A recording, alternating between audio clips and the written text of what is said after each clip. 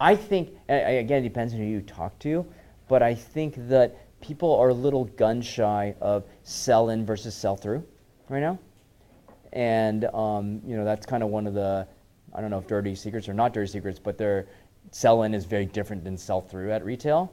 So some people, especially that may not understand Europe, or might say, I don't understand how easy or hard it is to get an LOI to sell into a store. Now, if you actually had those behind you and you were selling through to end customers, then I bet you their tone would be 180 degrees different. I think it's less that they don't believe you, but even as a lot of sophisticated investors that don't do a lot of hardware would not really understand how valuable that is or isn't, because we don't see them. Right? I mean, that's the truth. I mean, it seems like today, especially on a pre-launch product, it's easier to get LOIs that are non-binding to get sell in, and it may not be correlated at all to ship date and sell through. And at the end of the day, having sell in without sell through is actually worse than having neither, because you're going to have this huge liability, and you're going to get all this stuff sent back to you, and then you're really in trouble, right?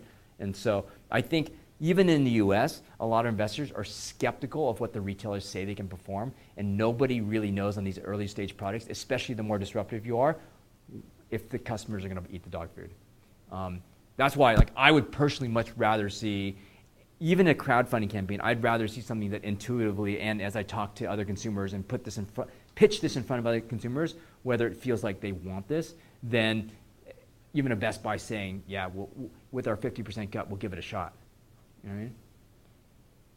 So, I mean, it's great that you have those LOIs. It's better than nothing, but nothing's going to beat having the product start to actually ship and being able to use it, and then actually seeing real customers really buy it. And in fact, I think a lot of people would say going direct to consumer first before you even entertain the retail one, and only going to retail when you have somebody who really understands it and really can talk to any given chain or any given place what really happens.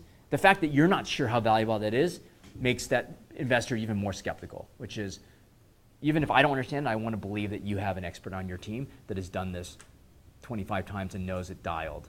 If you don't know it either, then it's not a big plus, because no one really knows how it's going to perform. And in fact, it could be a fatal error. I think in hardware, the errors are much more costly than in software, right? If you make a mistake, you blink your eye, it's 3 months behind. And if you retool, it could cost you hundreds of thousands of dollars like that. And so a lot of people are gun shy to invest early. And so if a company has the appearance that you're a little bit of a loose cannon and too far ahead of actually your knowledge base, that's also another red flag potentially.